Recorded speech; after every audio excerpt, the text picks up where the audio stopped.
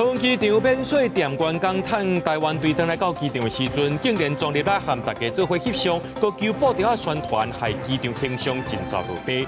这届世界14强棒球赛，唔拿台湾民众连外国媒体拢叫咱台湾队，民间团体认为爱推动正名，让咱的选手出国比赛，拢用台湾队出赛。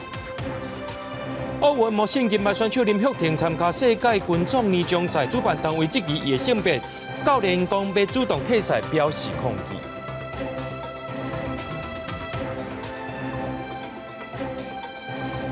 各位观众朋友，大家好，欢迎收看11月27日 AM 新闻，我是嘉豪。讲到这世界14强棒球赛摕冠军的台湾队，自古登来到桃园机场，想袂到这免税店的员工煞来撞入来，那冲到副总统萧美琴边啊翕相，搁再求这布条啊做宣传。各路名立委也在今仔日批评讲，这行为是伤过分啊。交通部长陈世凯就表示，蔡边公司的行为唔但影响到桃园机场的形象，也影响到运作。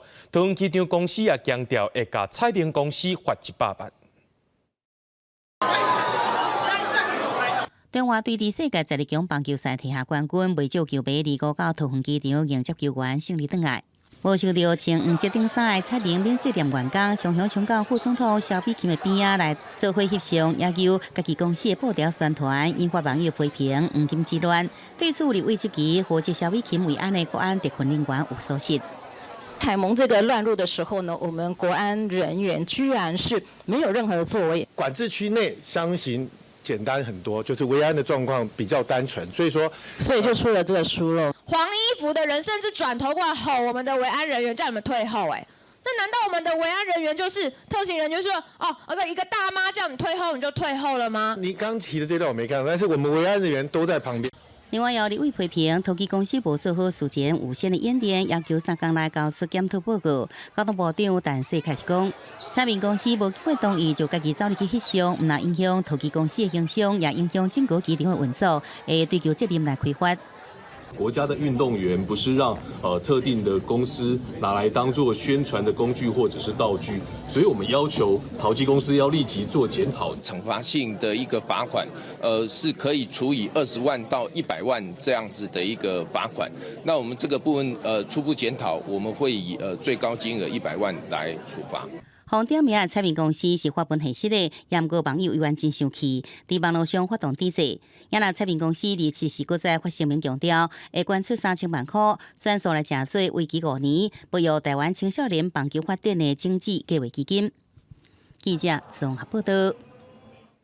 咱歹为着这少部分的人伫咧无欢喜，赶紧来关心着咱台湾摕到这冠军，大家是真欢喜，痛乖乖。亲像这台南关标着这世界比赛吊顶的总破赛，连续2天拍糯米互人食，搁再送鸡卵。另外，台南在地真出名画看板的师傅甘金发，也是头一届开课免费要教人画这台湾队长陈吉健，用这特别的方式为咱的台湾英雄庆祝。甲实在等你去大鼎炒，搁再加上配料面，一碗真有名的关庙糯米就做好势。捌伫咧世界杜家争霸战摕到金牌，关庙在地总破赛罗正治，为了要庆祝台湾队伫世界12强棒球赛摕到冠军，连续2天准备在地小食，也搁100份的糯米，要来招待乡亲，和大家做伙分享这份光荣。那个打棒球，那个棒球队要庆祝棒球队的那个人员，很不容易击败各国的强队，终于拿到第一。是第二，因为我们在地也产生一个我们那个王建民教练，大家都知道的，也借个这个机会与他们分享。100份的关庙面7分钟内就分了，也会当看出民众热情。除了这以外，用手画电影看板真出名的画师甘金发，透早就伫画室内面开始画。这届伊选的主角是台湾队长陈吉宪，而且伊最近要进驻南赛道文创园区，伫咧12月初5到初8头一届开课，无必收学费。头一节课就是要庆祝咱台湾队伫棒球赛摕到世界冠军，邀请民众伫咧历史意义的这个时刻，大家做伙来画图。我对着讲去看，好，迄厉害，当初出心起来嘛，说累积出来一种那个心境啊。其实可以跟大师亲自学习，这个机会是很难得。台湾这届甲日本队拍败，创下摕到金牌纪录，规台湾是拢真欢喜。各行各业会用家己的方式来替台湾队庆祝，希望这种的气势会当延续到明年经典赛、资格赛，搁再拼到好成绩。记者综合报道。讲到这巴黎奥运女子模性金牌选手林旭婷参加世界军种年终赛，主办单位竟然搁在质疑伊的性别议题。一个教练詹志强决定讲主动退赛，表示抗议。行政院长杜永泰就表示，会来拍拼确保林旭婷伫咧国际比赛的参赛权。那伫体育署也讲，会安排模性协会医疗委员会的林永洲医师和世界军种医疗委员会进行会议，协助制定合理的参赛规范。相片内底，模性具团队比大埔讲，台湾查某囝巴黎奥运女子模性具金牌选手林玉婷去英国备战世界军种年终赛。这是伊伫奥运摕到金牌了后头一场国际赛。林玉婷伫面册写，无论对手是谁，拢会尽全力。毋过无想到，佫卷入性别的争议，互主办单位世界军种质疑参赛资格。教练詹志强避免林玉婷二次伤害，决定主动退赛抗议。曾教练。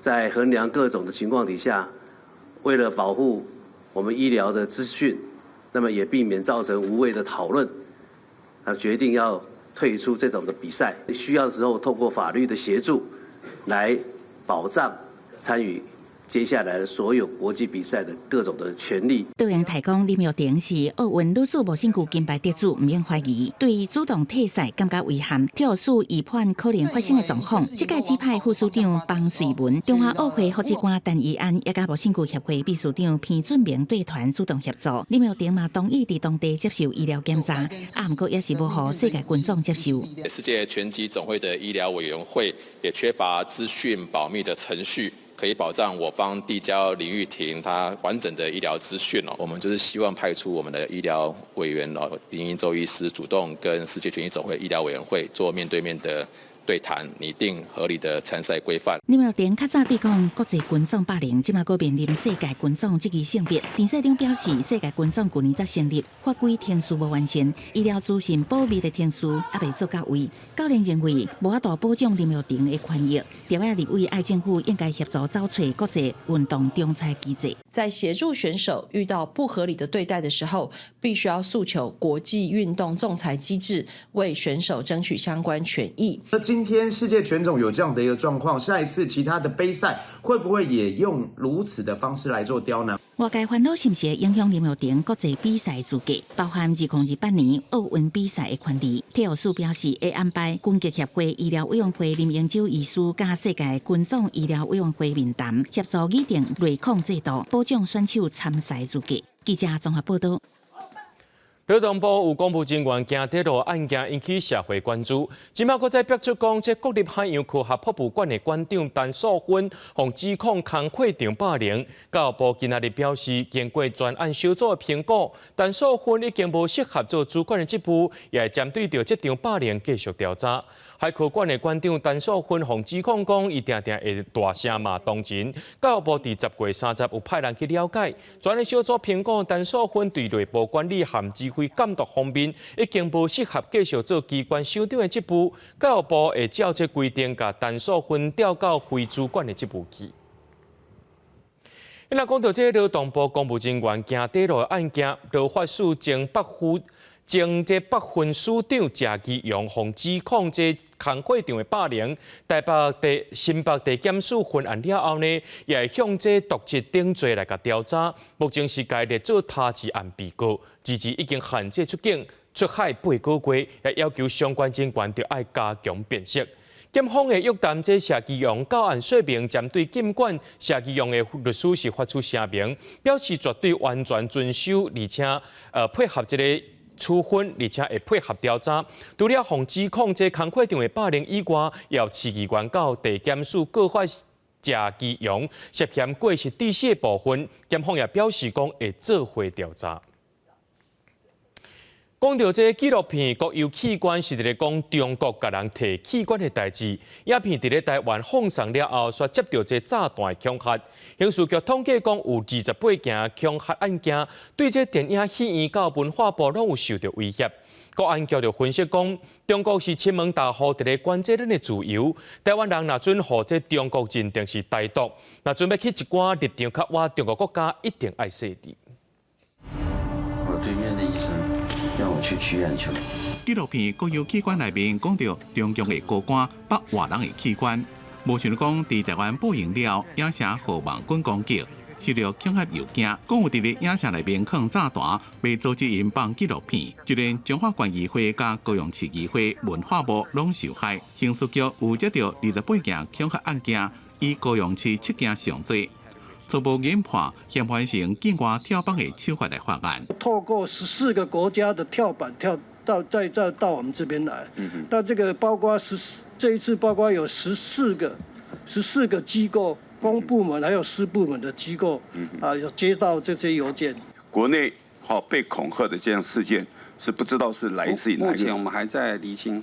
针对网络攻击的幕后首脑是个人的行为，也是中共政权伫咧操作，警方也搁伫咧调查。但是国安局分析，中共对台湾的长手管辖，伫台湾内部营造反独、触统。刘伟关心，若是个人被列做台独分子名单内面，中共是不是透过长手管辖伫国外掠人，搁再由亲中的国家协助引渡？引渡是有前提的哈，必须是司法犯罪。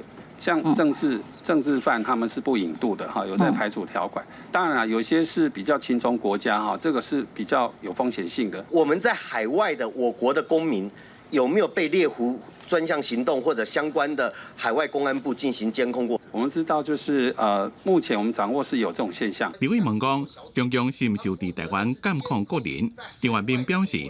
有掌握到中共是要发展组织，也个协力者伫台湾有资料的行为，各项单位有继续伫咧收集相关资料。记者综合报道。美国总统当选人川有放调讲，要甲这墨西哥也个加拿大扣重税。伫咧墨西哥布局的台湾 AI 设备供应链也受到冲击。鸿海的这个董事长刘永伟就表示，这是国家和国家之间的竞争，这段时间咱就点点看。那经济部长郭志辉是评估，受到影响的将有可能是电子制造业会协助台商换所在。货运卡车排队准备通过大桥，为墨西哥进入美国境内。这个景象对美国总统当选人川普放调讲，上任首要任务就是要对加拿大、墨西哥加征收2%的关税，才出现这个变化。墨西哥总统宣鲍姆警告，这会扰乱两国的经济。Entonces es mejor que dialoguemos y nos pongamos de acuerdo en todos estos temas y en otros que son relevantes. 虽然鲍姆暗示可能会进行报复，同款互人点名的加拿大总理杜鲁道嘛无用伫应用。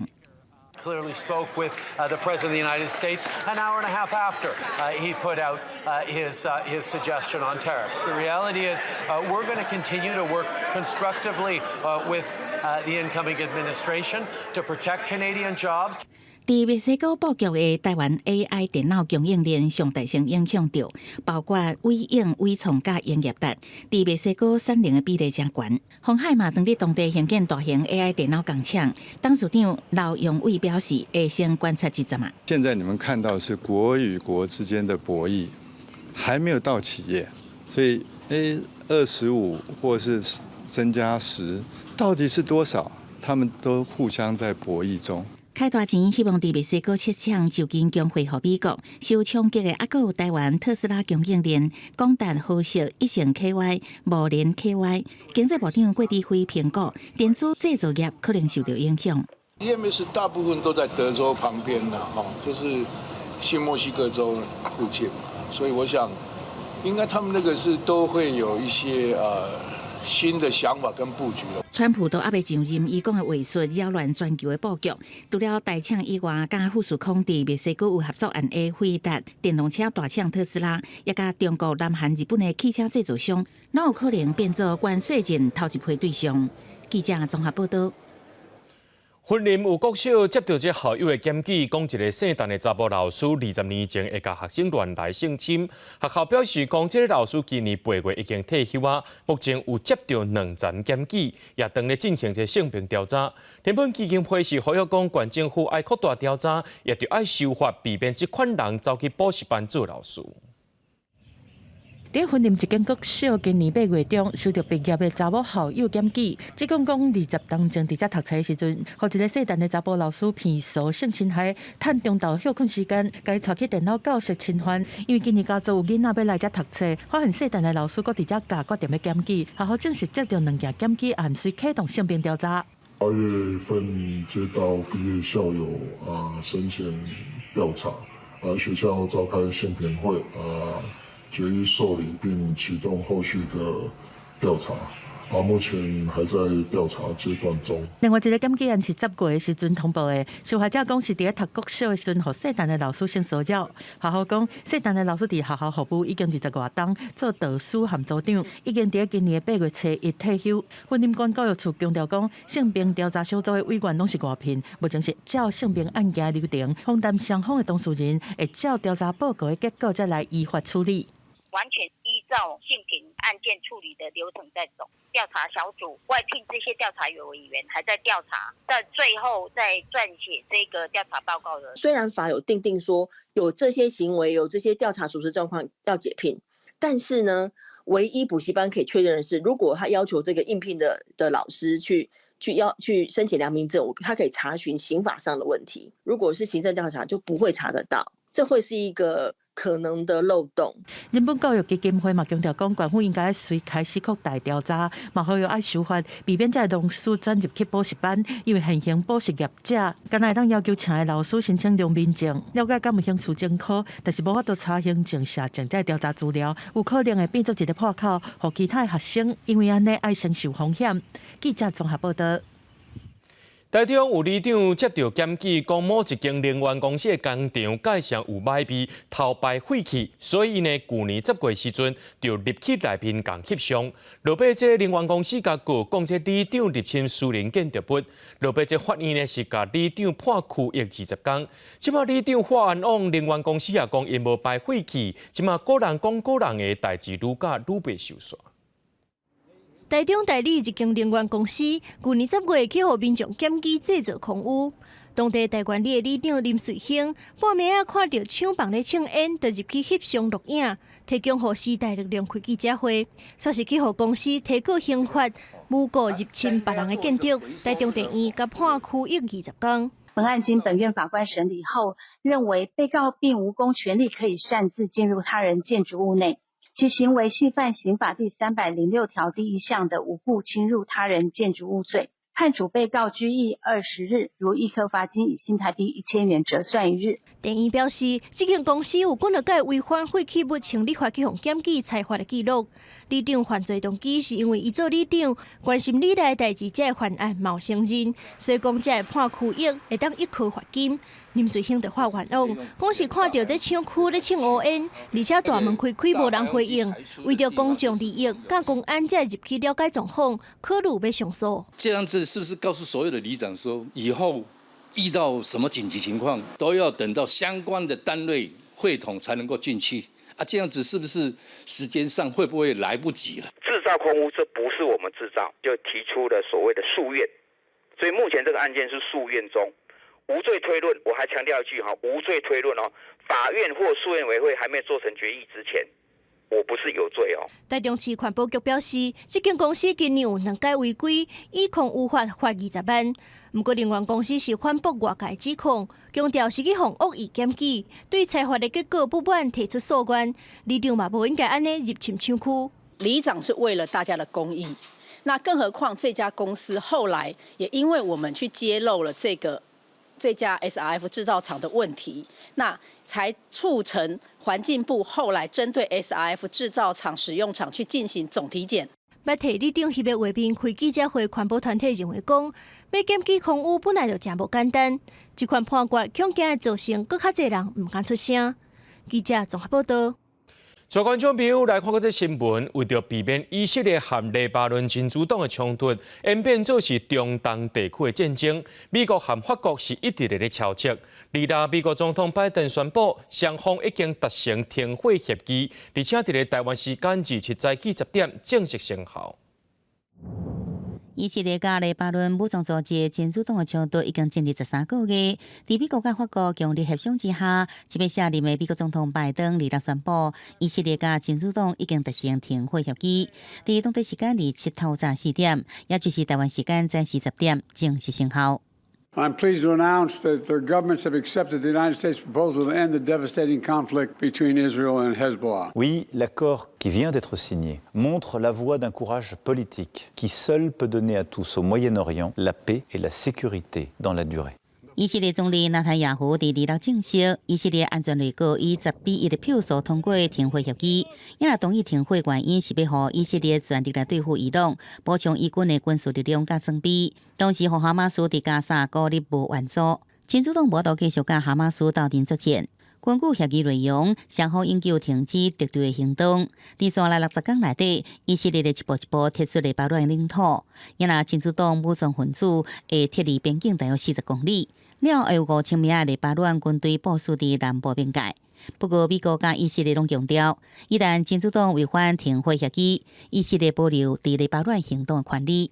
בשנה האחרונה הפכנו את הקערה על פיה. הותקפנו ב7 חזיתות והשבנו מלחמה שערה. אנחנו משנים את פני המזרח התיכון. 双方停火后，大地边境的百姓拢放松落来。不过，就在以色列安全内阁要开会讨论批准甲真主党的停火协议进前，以色列又对黎巴嫩首都贝鲁特人口真侪南部郊区发动空袭，造成至少11人死亡，50人受伤。过去13个月冲突造成黎巴嫩大约3800人死亡，16000人受伤。因那这摆以离停火协议的关键。是联合国安理会在2006年通过第1701号决议，制定伊犁边境的地理分界线，双方拢无用无经过授权的情况下来跨越。美国官员讲，美法两国会加入由联合国驻黎巴嫩临时部队所领导的机制，甲黎巴嫩军队合作来防止停火违规。不过，美国未部署作战的部队。因那美方的下一目标就是甲多国来推动加沙停火。公视新闻深入配编译。德国的前总理梅克尔的回忆录用30种语言伫世界出版。发表会顶头，梅克尔甲大家分享这16年来点点滴滴，也强调即马德国甲罗西亚的关系，也有反对乌克兰加入北约等议题，种种政策拢是对德国有利的。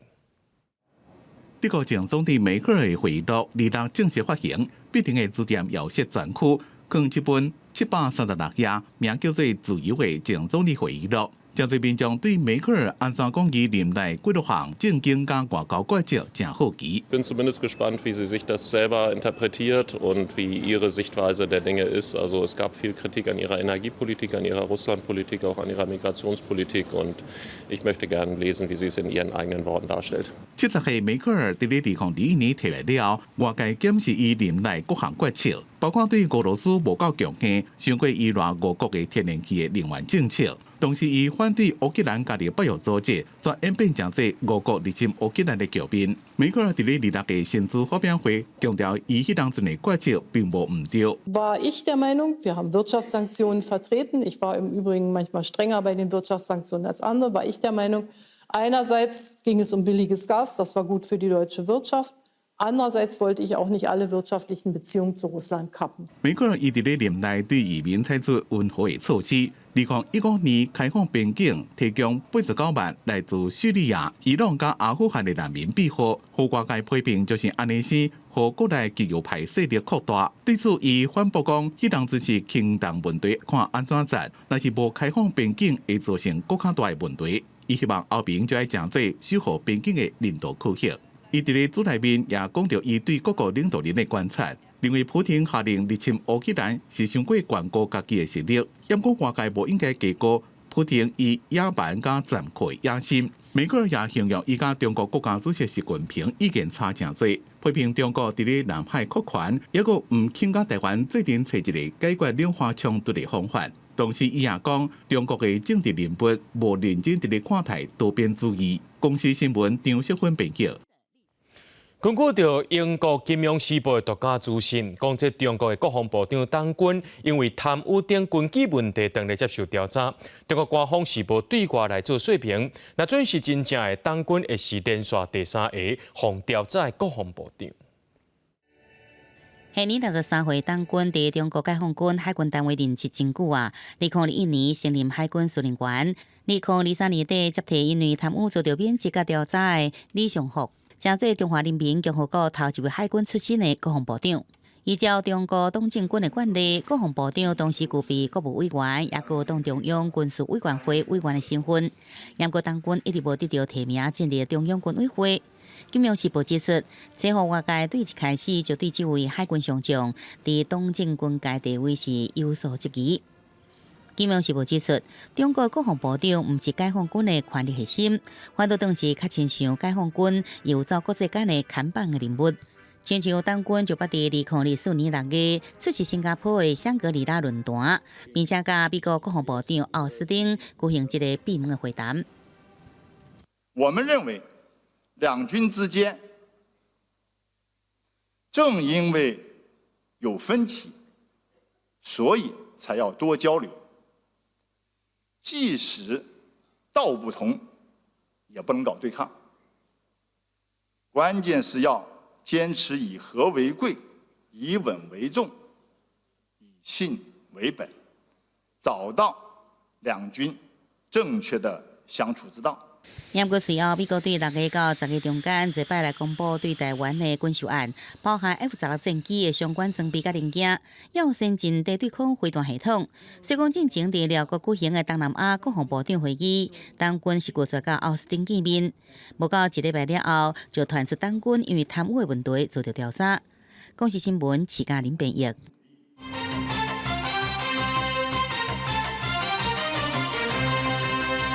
讲到咱的民众是真关注这世界12强棒球赛，咱的台湾队长陈杰宪伫咧比赛冠军赛时阵呢，是讲出一个3分的红不让了后，伫个胸坎比一个四角形的手势，伊讲这是代表台湾的意思。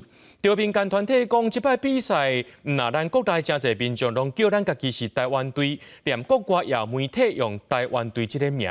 民间团体是认为讲，咱着爱赶紧来推动这名，互咱的代表队伫未来比赛当中，拢会当用台湾队这个名出国比赛。世界12强棒球赛，台湾队得到冠军。伫对战日本队的冠军赛，咱队长陈杰宪讲出3分红让了后，这个四角形的手势，互外界好显代表什么？当然，那个手势就是要告诉大家，我们是从台湾来的。真的很谢谢你们相挺，咱都是台湾人，谢谢，谢谢。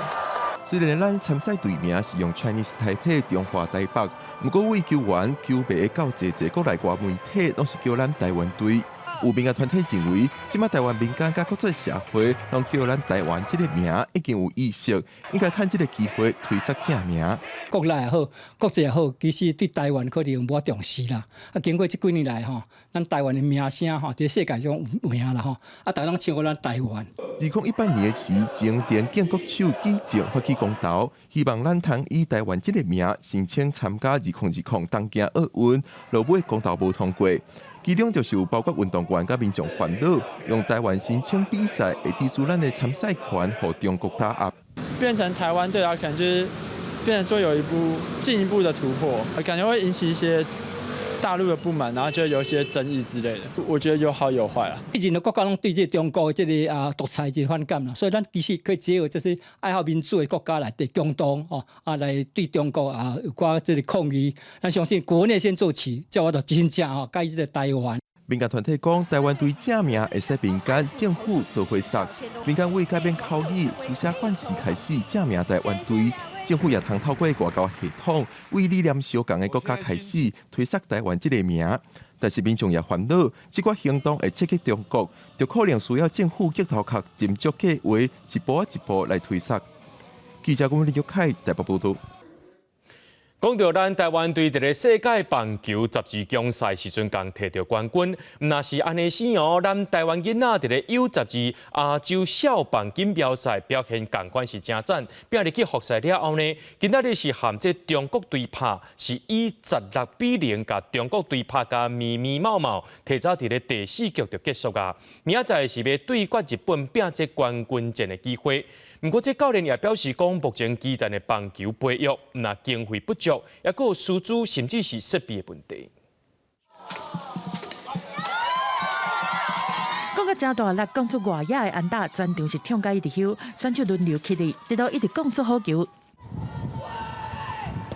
外交手臂的状态同款顶真悬的水准，投手嘛强势压制，一直持因三振，为互对手有任何机会。每一场球赛我们认真努力去打，这样就。台湾小将去到日本出战 U12亚洲小棒锦标赛，一路过关。复赛第一战2-70对决中国，以16-0完封对手，而且比赛搁敢若拍4局就提前结束。在实力伯仲之间的这个台日韩3队。对战中谁能够掌握到的进攻契机的话，那谁获胜的几率就会大增。复赛后一场的对手是强棒地主日本，一场台日大战搁要开始啊！教练嘛到球场来整肃，记录各国的比赛，希望帮助台湾国际赛搁一摆摕冠军。尤其伫12强的经典赛了后，野球人才培训嘛引起讨论。我们很感动的是他自己的主动积极。其实场由江坤宇、林玉明等人，拢是细汉囡仔的时阵就投入野球训练。汤圆嘛第一个出声，宣布投入1000万成立野球天赛基金。高雄嘛拍算明年增编1500万的预算来补助3级野球，但是具体应该安怎做，才会当让国内野球的发展变得更较好。日本，你看他们为什么会那么好？你看他高中就有将近2000多队了。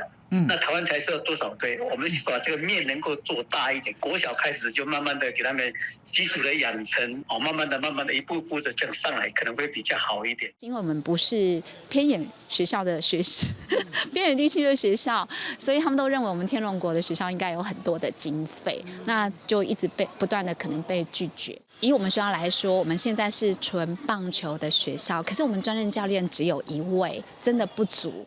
来看目前的困境，有经费无够，募款困难，企业的赞助少，欠专职教练等等。对大方向去看，嘛有球队的数量无够侪的状况，更有学校讲到运动科学的重要性。我们现在只能做到的，应该是停留在所有我们数据的收集跟分析。在应用的部分，我们还有很大努力的空间。要培育出更较侪优秀的野球国手，对师资、金源、科技设备敢唔普及？目前看起来，伫真侪层面拢有需要拍拼的空间。记者综合报道。中国国台7%有公开2个条件，讲台湾若是取消禁团令，而且撤销对中华人员往来韩国领域的交流合作禁令，会研究要扩大中国旅客去到台湾观光的可能性。咱的交通部长陈世凯是认为，两岸观光交流也是去较济来较少，中国限制是较济，也无相对的善意。颠倒是呼吁中国就要赶紧来解禁，互观光客来台湾。两岸旅游还未解决，进前中国开放福建居民来金门、甲马祖佚佗。中国国台办27个公开提出2个条件，包括台湾取消禁团令，搁剔除对两岸人民来往甲各领域交流合作的禁限令。到时阵就会研究扩大中国旅客来台湾本岛甲澎湖佚佗。只要民进党当局取消禁团令，我们将在恢复大陆居民赴马祖、金门旅游的基础上，研究进一步扩大大陆居民赴台旅游。现在还是去的多，来的少。那相对起来，其实台湾对于观光旅游方面的限制，其实相对是相当少的。中国大陆那边对于观光方面用政治上面的干扰跟限制相当的多。那我们也希望他们可以赶快解禁，可以让他们观光客来台湾。台湾其实都相当的欢迎。陈世凯表示，今年到目前为止，台湾去中国的旅客应该有超过200多万人次。中国来台湾的旅客煞干那20-30万人，呼吁中国赶紧解禁，互观光客来台湾。两岸关系正紧张，外界嘛伫关心今年的双城论坛敢会停办。不过，即马有机会传出双城论坛上可能的举办时间是12月16至18，不过时间还未做最后的确认。双城好，两岸好这样的角度出发，我们也认为一定要办，所以我们有信心今年可以举办。双城论坛的相关事宜呢，我们都持续的在规划协商当中。如果有确定的消息，我们会尽快来对外说明。两岸的大环境越是困难的情况底下，就更需要对话跟交流。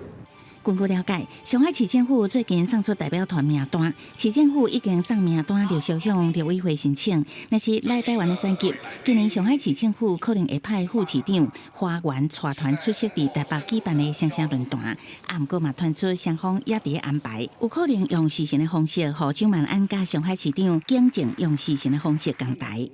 记者综合报道。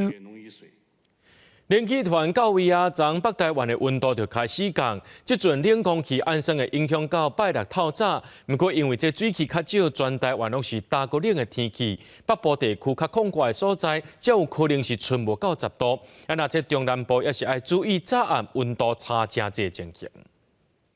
受今年秋冬季节第一波的冷气团路南影响，为今开始到拜六透早，北部、东半部规工拢偏冷，尤其北台湾地区爱注意低温，相关时间点会落伫拜五透早。中南部时至时4时早暗冷，有将近10度左右的日夜温差。早起出外或者是暗时回来爱穿好袖。在北台湾地区，在周五清晨的时候，应该是最低温的时间点。那这段时间，北台湾的低温可能来到11度、12度左右，局部空旷地区或者是在近山区的平地，有可能会出现局部10度左右或在更低的低温。中南部地区，周五、周六的清晨，辐射冷却的影响底下，也可能会出现11度左右的低温。拜日透早，玉山气象站的气温已经到零下1.3度，因看到设备顶悬隔一层白白霜。气象所表示，拜日冷气团减少会小可回温，不过为下礼拜2开始，过一波东北季风到位，气温过会热。跟这一波的冷气团相比，还没有到那么强，所以我们先以东北季风提醒。不过到时候它就是一个比较湿凉的空气，在北部桃园以北东半部地区可能会有一些局部的降雨。虽然这礼拜冷气团是大冷形态，大部分地区拢是好天侪云，因看到日头的天气，不过日夜温差依然都要注意。有时虽然因看到日头，不过若日头无照到，或者是日头落山的时阵，温度真紧就会下降，沿海地区要注意强风大风。记者综合报道。7月底，凯美风台甲落水溪风地营业设备冲海去，这几工冷气团来到位，这东北季风呢，甲这溪底土粉拢吹起来变甲硬蓬蓬，空气品质也变甲真歹。水利署统计讲，今年落水溪营业的情形已经累积7天了，目前先用水甲稻草甲勘地，尽量减少空气污染。这几天透东北季风，落水溪溪层的土沙用到满世界，民众到步岸边运动，拢明显感受到空气品质变歹，烦恼食饭该配土沙。你讲风吹起来拢继续阴的？差啦，这个风跑风不抓。台风然后造成浊水溪扬尘的一个工程很大的一个伤害哈。那如果是遇到一些东北季风或者比较强烈的一个冷气团的时候，好，那请民众注意一下，好，关注一下空气品质状况。云林县环保局表示，7月底凯美风台过了后，落水溪光溜溜的面积是增加800多公顷。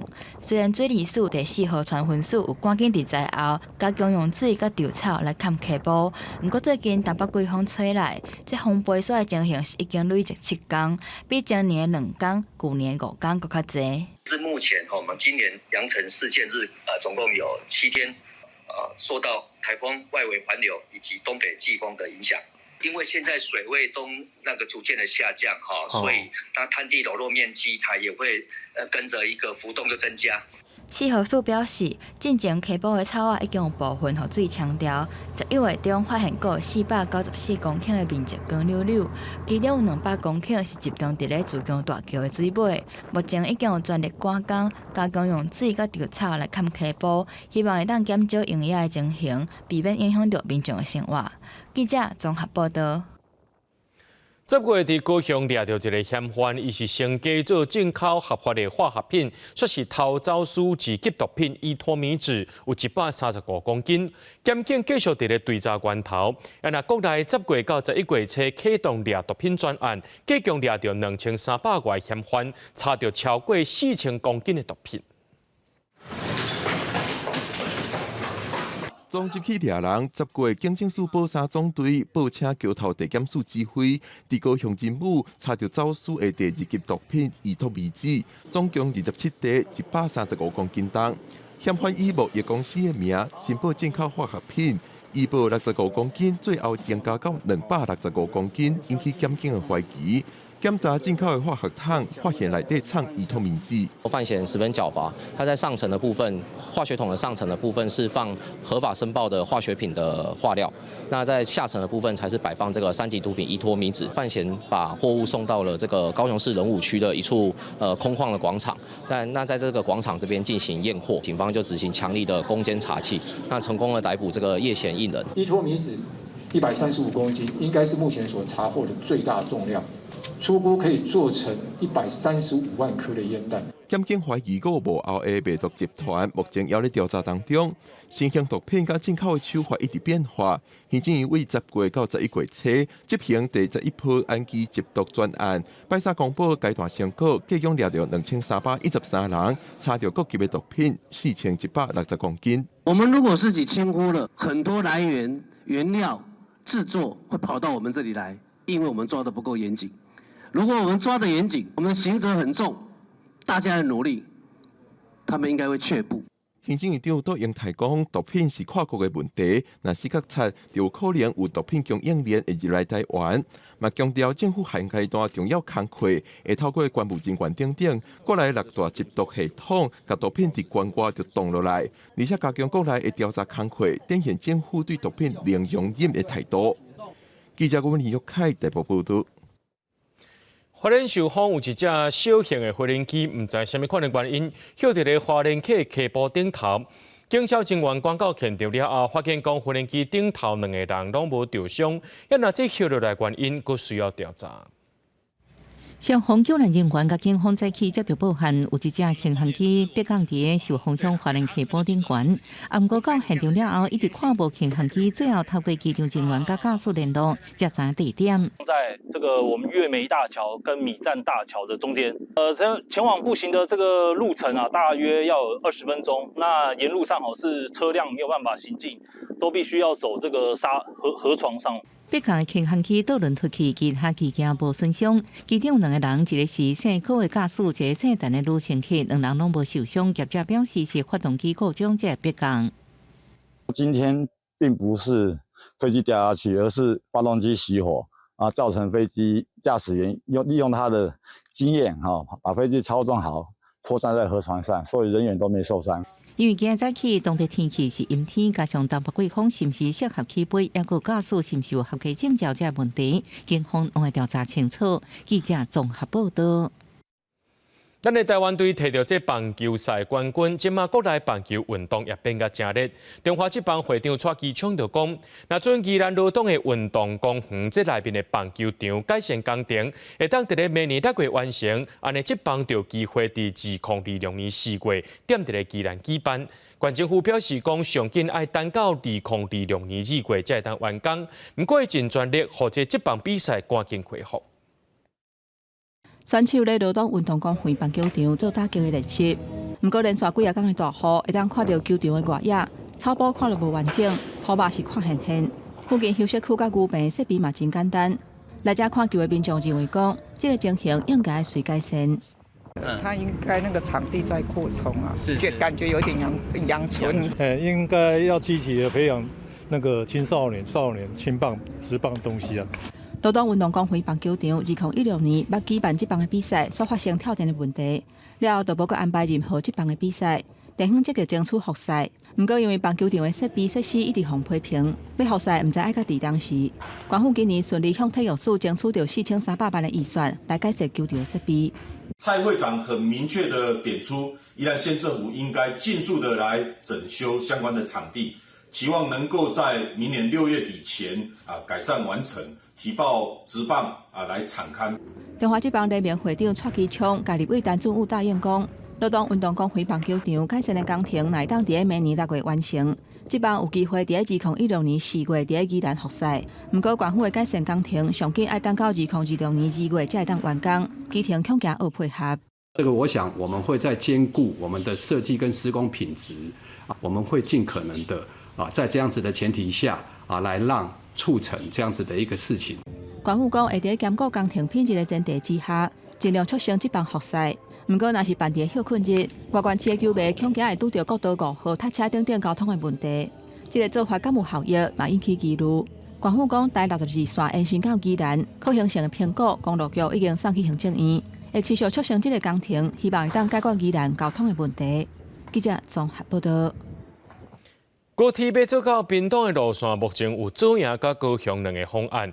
交通部铁道局今仔日伫左营开头一场的说明会，向民众说明无同款的方案有啥物款的影响。住伫西港路段的民众上界烦恼的就是这交通黑暗期，也佫徛家爱互拆掉搬离开的问题。交通部计划高铁要延伸到屏东，因为出现左营甲高雄两种方案爱讨论。铁道局27办头一场的说明会，特别伫咧左营站附近的福山里来召开。现场民众大多数对高雄方案有意见，有人表示讲高铁准啊对高雄市区驶入来，安尼路线是毋是着甲代替重复咧？高铁啊，和代替有啥物无共款？和捷运有啥物无共款？这不是起一条新的捷运尔嘛？所以今仔日若是左营方案，我没有办法解决，我是建议安尼啦，不要盖了。进一步的规划跟设计阶段呢，我们会透过第一个优先利用公有土地第二个透过先进的工法跟浅盾的方式呢，来减少这部分对相关的民众的财产的一些影响。希望铁道局局长强调，准若采用高雄方案，会尽量减少工程的冲击。不过，因为高雄市才拄结束20档的铁基路地下化的工程，高雄站附近三明区的居民表示讲，新的高雄车站才拄完工，即马拢唔知影要安怎施工，车头又搁爱重新起，在地民众无可能支持。24小时呢？已经差20档啊，对无？你即马高铁要过来遮，重点就是讲要过来甲阮拆厝。你拆到倒去，到倒去，前盾到倒去，明我到倒去，你也讲说明啊，拢无啊。为着消透民众好奇，铁道局按算伫咧4个行政区开民众说明会。铁道局表示，目前阁犹未决定要用倒一个方案。针对民众的质疑，铁道局拢会斟酌评估。记者邱朝阳高雄报道。即摆咱台湾的高丽菜当咧大出，为着要互囡仔了解助产人的辛苦，中华新港乡农会参学校合作，带学生囡仔去到田里办高丽菜，用家己办的菜来做这高丽菜煎饼，互学生体验到菜色对产地到饭岛的过程。学生囡仔头摆伫田里挽高丽菜，虽然动作淡薄仔轻松，但是大家拢真认真做事。即马是台湾高丽菜大出的时阵，中华新港乡农会甲学校合作，带学生去田里挽高丽菜，透过农民的解说，了解种植的过程。老师有说比较大颗的可以采啊，我以前没有来过高丽菜园。我来挽高丽菜，才知影种高丽菜才辛苦。种高丽菜要注意到。是即个天气、温度甲湿度，因为这水分伤多吼，这个当咧拔甜的时阵，伊内后就容易烂掉啦。囡仔人辛苦办的高丽菜，趁钱送回去学校料理。学生仔也菜刀、煎时，准备要做高丽菜煎饼，互学生体验食面为产地到食饭岛的过程。那囡仔互囡仔伫田内看到高丽菜伊原来的模样，摕来咱的厨房吼，互囡仔嘛知影讲，伊会当变化足多。高丽菜啊，伫咱一般的食物当中也是占非常大多数的菜类，尤其中华也非常的多。即摆若是当着时吼，咱都会使甲高丽菜变成桌顶上非常好食的这个食物。有采用称呼的高丽菜，台湾平均种的面积超过8000公顷，是国内产量上大的菜系。中华的栽种面积排全台湾第4座。学校表示，透过活动，互学生认捌当地生产的菜系，也通建立囡仔人食在地、食着时的观念。记者杨淑晴中华报道。台湾的歌戏演员孙翠凤又出一本册，记录着伊伫咧台顶做查甫人演小生，对小段安怎变做是当跳小生的过程，而且伫咧戏边卡，伊的查甫人又就是伊的翁婿，边花园总团团长陈胜福也来到现场介支持。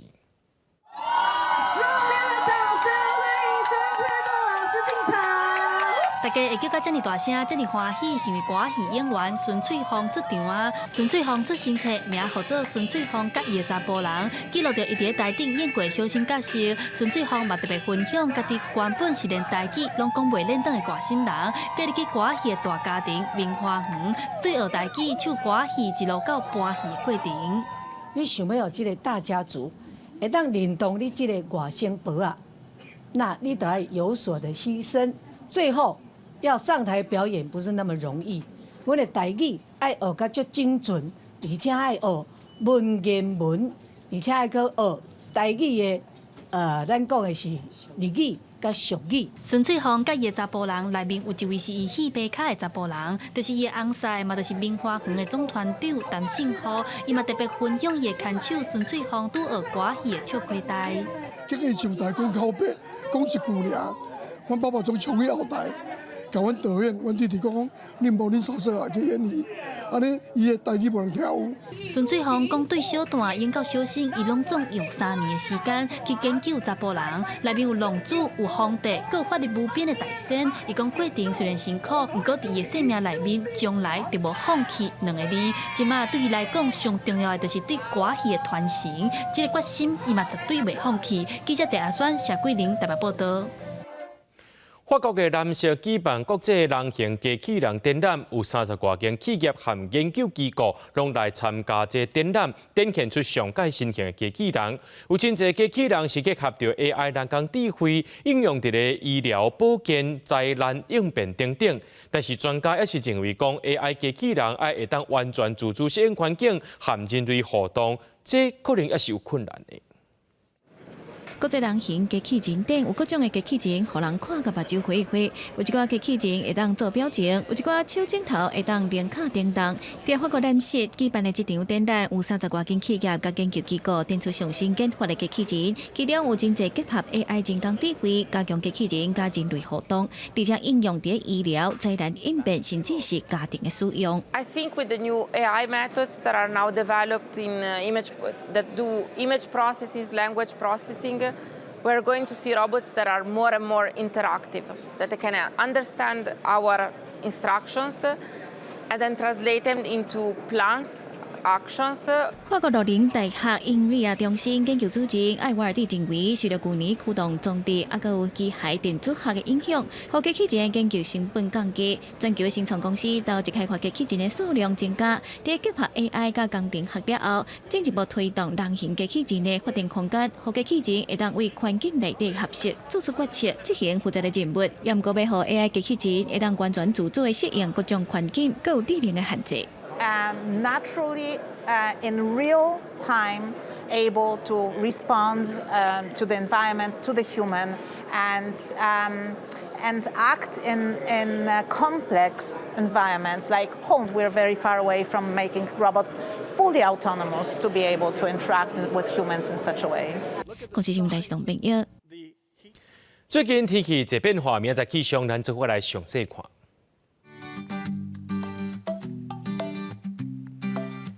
今日台北、桃园、新竹对12度到20度，苗栗、台中、彰化、南投、云林对14度到23度，嘉义、台南、高雄、屏东对15度到26度，宜兰、花莲、台东对11度到23度。平湖、金门、马祖对14度到21度。节目最后，感谢各位观众朋友收看今日的AM新闻，我是嘉豪。明仔暗时7点，咱再相会。